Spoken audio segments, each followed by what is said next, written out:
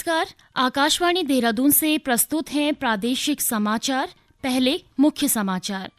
कृषि मंत्री शिवराज सिंह चौहान ने कहा, उत्पादक और उपभोक्ता राज्यों के बीच मूल्य अंतर को कम करने के लिए परिवहन और भंडारण की लागत केंद्र सरकार वहन करेगी। राज्य के सरकारी मेडिकल कॉलेजों में आपातकालीन सेवाओं को बेहतर बनाने के लिए नई मानक संचालन प्रक्रिया एसओपी लागू। प्रदेश में शीतकालीन यात्रा का सुचारू रूप से संचालन जारी। अब तक 40,000 से ज्यादा श्रद्धालुओं ने दर्शन दिए। और उत्तराखंड बोर्ड परीक्षा का कार्यक्रम घोषित। परीक्षाएं 21 फरवरी से शुरू होकर 11 मार्च तक चलेंगी। प्रादेशिक समाचारों के साथ मैं रेणु प्रीति और अब समाचार विस्तार से। कृषि और किसान कल्याण मंत्री शिवराज सिंह चौहान ने कहा है कि सरकार उत्पादक और उपभोक्ता राज्यों के बीच मूल्य के अंतर को दूर करने के लिए परिवहन और भंडारण की लागत वहन करेगी। श्री चौहान ने आज नई दिल्ली में राज्यों और केंद्र शासित प्रदेशों के कृषि मंत्रियों के साथ समीक्षा बैठक की और कृषि क्षेत्रों की विकास दर पर चर्चा की। इस साल कृषि की जो विकास दर है, एग्रीकल्चर और एलाइड सेक्टर 3.5 से 4% के बीच रहने की संभावना है। इसके लिए मैं अपने किसान भाइयों को और सभी मंत्रीगणों को, सभी राज्यों को बधाई देता हूं, क्योंकि आप सबके परिश्रम से ही ये परिणाम आते हैं। श्री चौहान ने कहा कि प्रधानमंत्री किसान सम्मान निधि के अंतर्गत 11 करोड़ किसानों को 18 किश्तों में लगभग 3,46,000 करोड़ रुपए की राशि वितरित की जा चुकी है। उन्होंने कहा कि किसान क्रेडिट कार्ड पर कम ब्याज पर ऋण की व्यवस्था सहित अनेक उपाय किए गए हैं। राज्य के सरकारी मेडिकल कॉलेजों में आपातकालीन सेवाओं को बेहतर बनाने के लिए नई मानक संचालन प्रक्रिया एसओपी लागू कर दी गई है। इसके तहत अब इमरजेंसी में आने वाले हर मरीज को तत्काल इलाज मिलेगा। राज्य सरकार ने साफ निर्देश दिए हैं कि किसी भी मरीज को उपचार से मना नहीं किया जाएगा और न ही इलाज में देरी की जाएगी। निदेशक चिकित्सा शिक्षा डॉक्टर आशुतोष सयाना ने बताया कि नई एसओपी लंबे विचार विमर्श के बाद जारी की गई है, जिसके तहत मरीजों की त्वरित जांच, क्लिनिकल प्रोटोकॉल, डॉक्यूमेंटेशन और क्वालिटी इंश्योरेंस के दिशा निर्देश दिए गए हैं। गंभीर मरीजों को इमरजेंसी में 10 मिनट के भीतर इलाज मिलना अनिवार्य होगा। अक्सर चिकित्सालयों में ये शिकायतें आती थी कि इमरजेंसी में मरीजों को ठीक से नहीं देखा जा रहा है या देर से देखा जा रहा है या रेफर किया जा रहा है। तो इमरजेंसी की जितनी भी व्यवस्थाएं हैं, उसके लिए जितनी भी जो है हमारी गाइडलाइन है या दिशा निर्देश हैं, वही एसओपी बनाई गई है और 1 जनवरी से हमने ये एसओपी जारी करने के निर्देश दिए और जारी हो चुकी है। और इमरजेंसी विभाग में जब भी कोई मरीज आता है और उन्हें ये बताया जाता है कि हमारे चिकित्सकों को जो भी इमरजेंसी में है कि वो तत्काल जो है मरीजों को अटेंड करें, उन्हें देखें, उन्हें उपचार जो भी मिलना चाहिए वो प्रदान करें और अधिकतम 10 मिनट का जो समय दिया है। कभी कभार जो है भीड़ होती है मरीजों की इमरजेंसी में, फिर भी जो है हमने ये बोला है कि तत्काल जो है उन्हें सेवा प्रदान की जाए और अधिकतम 10 मिनट में उनका उपचार प्रारंभ किया जाए।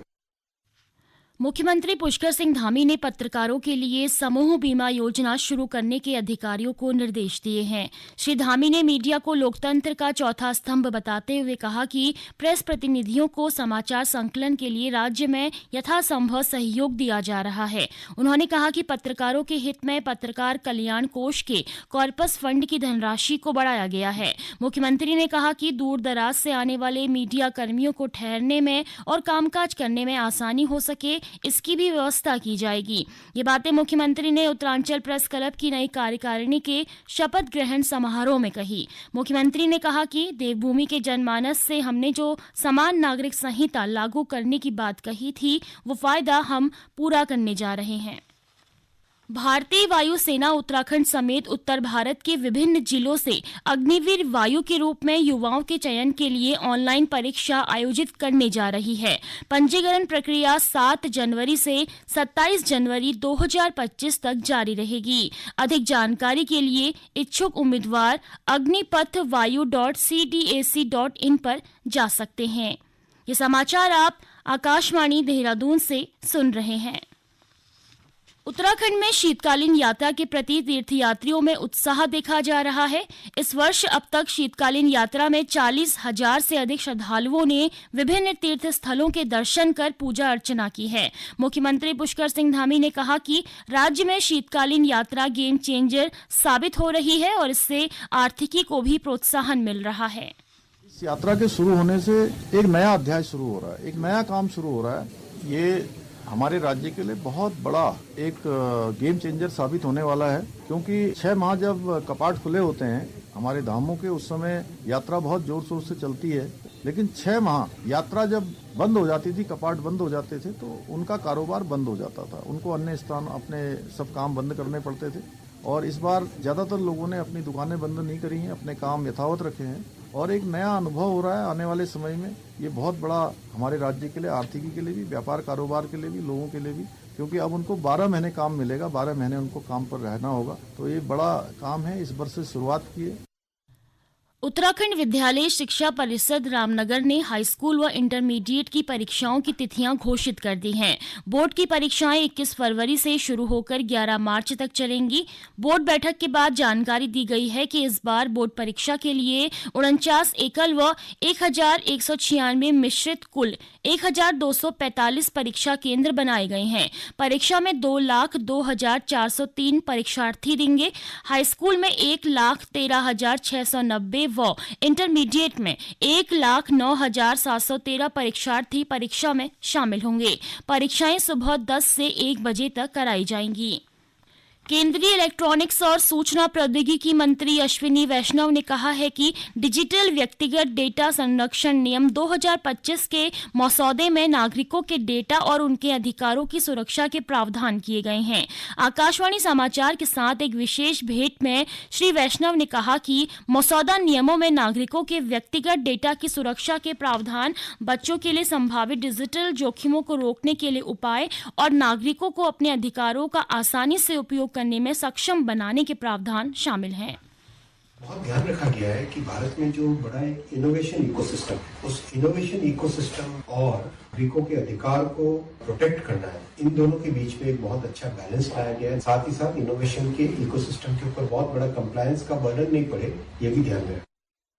देश के प्रधानमंत्री नरेंद्र मोदी ने 4 जनवरी को दिल्ली के भारत मंडपम में ग्रामीण भारत महोत्सव 2024 का उद्घाटन किया। इस खबर को सभी अखबारों ने प्रमुखता दी है। दैनिक जागरण की पीएम मोदी के संबोधन की बात को शीर्षक बनाकर लिखता है, कुछ लोग जाति के नाम पर सामाजिक सद्भाव बिगाड़ने की कर रहे कोशिश। वहीं हिंदुस्तान लिखता है, कुछ लोग जाति के नाम पर जहर फैलाने की कोशिश कर रहे। राष्ट्रीय सहारा लिखता है, जाति के नाम पर जहर से रहें सावधान। 4 जनवरी को जम्मू कश्मीर के बांदीपोरा में सेना का वाहन खाई में गिरने से 4 जवान शहीद हो गए। इस खबर को सभी अखबार पत्रों ने प्रमुखता से स्थान दिया है। नवोदय टाइम्स लिखता है, बांदीपोरा में सैन्य वाहन खाई में गिरा, 4 जवानों की मौत, 1 घायल। अमर उजाला लिखता है, सेना का ट्रक खाई में गिरा, 4 जवान बलिदान। खराब मौसम और कम दृश्यता के चलते जम्मू कश्मीर के बांदीपोरा में सैन्य वाहन फिसला। देश में मौसम ने करवट बदली है। बदलते मौसम की खबर को सभी अखबार पत्रों ने अपने मुख्य पृष्ठ पर स्थान दिया है। दैनिक जागरण ने शीर्षक बनाकर लिखा, घने कोहरे से उत्तर भारत में थमा जनजीवन। अमर उजाला लिखता है, आधे भारत में कोहरा, ट्रेन और विमान सेवाएं चरमराई। नवोदय टाइम्स ने शीर्षक दिया, कोहरा ही कोहरा, दिल्ली एनसीआर समेत पूरे उत्तर भारत में दृश्यता घटी। राष्ट्रीय सहारा लिखता है, कोहरे का कहर, 400 से अधिक उड़ानें हुई लेट। अंत में मुख्य समाचार एक बार फिर। कृषि मंत्री शिवराज सिंह चौहान ने कहा, उत्पादक और उपभोक्ता राज्यों के बीच मूल्य अंतर को कम करने के लिए परिवहन और भंडारण की लागत केंद्र सरकार वहन करेगी। राज्य के सरकारी मेडिकल कॉलेजों में आपातकालीन सेवाओं को बेहतर बनाने के लिए नई मानक संचालन प्रक्रिया एसओपी लागू। प्रदेश में शीतकालीन यात्रा का सुचारू रूप से संचालन जारी। अब तक 40,000 से ज्यादा श्रद्धालुओं ने दर्शन किए। और उत्तराखंड बोर्ड परीक्षा का कार्यक्रम घोषित। परीक्षाएं 21 फरवरी से शुरू होकर 11 मार्च तक चलेंगी। इसके साथ ही प्रादेशिक समाचारों का ये अंक समाप्त हुआ। नमस्कार।